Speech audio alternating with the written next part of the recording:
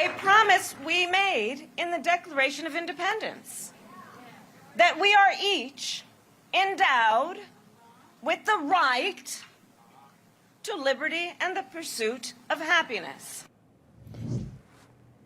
Notice anything missing there? How about life?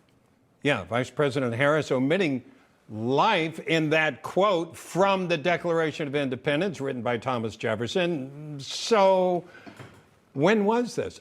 Well, this was during a pro-abortion speech she gave on the 50th anniversary of Roe v. Wade. And if she had mentioned the word life, would that have brought up the idea that people that opposed Roe v. Wade were pro-life?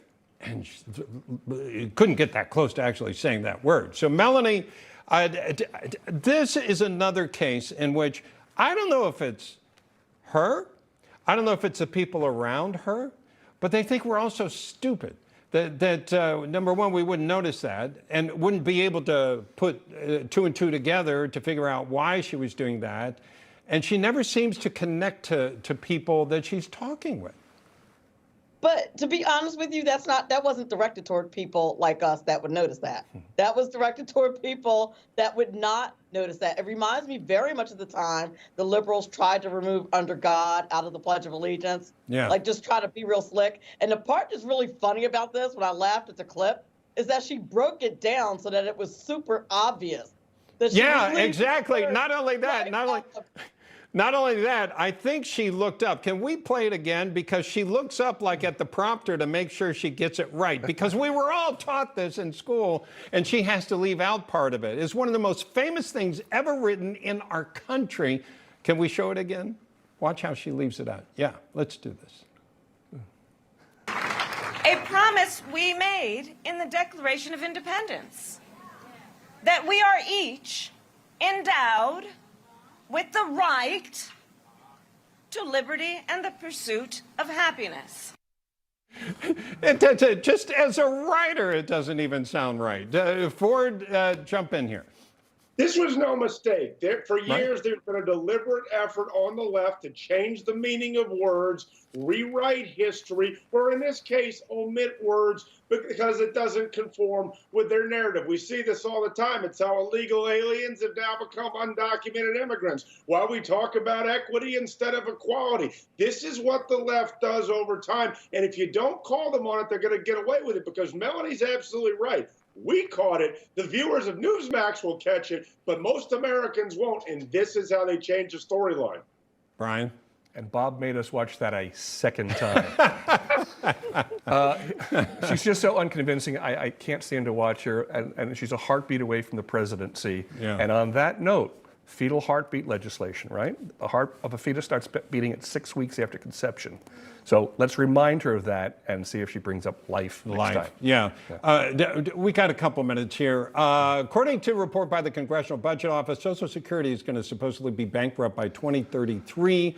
And the situation now, do Republicans, in trying to cut the budget, cut some of these entitlements? I think that's going to hurt them politically if they go that route forward. So they're between a rock and a hard place. Absolutely. In this upcoming budget debt ceiling fight, you cannot be talking about Social Security and Medicare. President Trump is absolutely right on this point, but you still need to get some concessions. And we know from Rand Paul's waste, fraud, and abuse yearly report that there's $400 billion there. There is room to negotiate. There is room to get our fiscal house in order. But eventually, we are going to have to address Social Security. We just should not be doing it during the debt ceiling crisis. Yeah, and I think we definitely need to address how much money we're spending, Brian. It's just gotten totally out of control. Well, it's like anything else, even with education. It's not so much, things cost a lot of money, but what are the costs? I know you spend a lot, but where are the real costs here? So that's, you've got to get to the heart of the matter. Yeah. Melanie, your thoughts? Well, it's great that they gave senior citizens and Social Security recipients a cost of living raise, which is well deserved, but they didn't calculate the cost. They didn't budget for it. The rest of us all have to budget, and the government should be doing that as well. And that's why this created such a huge problem. Let's kill the $1 million for the coffee machines at the Pentagon before we cut the budgets of senior citizens. Yeah, and just to put it in perspective, that cost of living increase was from the original legislation, which goes back decades. And President Biden tried to take credit for that early on when it was 8% or whatever the cost of living adjustment was coming into 2023. He had nothing to do with that other than happening to be president then. He did have more to do with the almost double-digit inflation. He did have something to do with that. So that's one of the reasons it went up over 8%. But that's another discussion we'll have another day, and I'm sure we will. Brian Anderson, Melanie, Collette, Ford O'Connell, pleasure talking to all of you. Thank you. Thank you, Bob.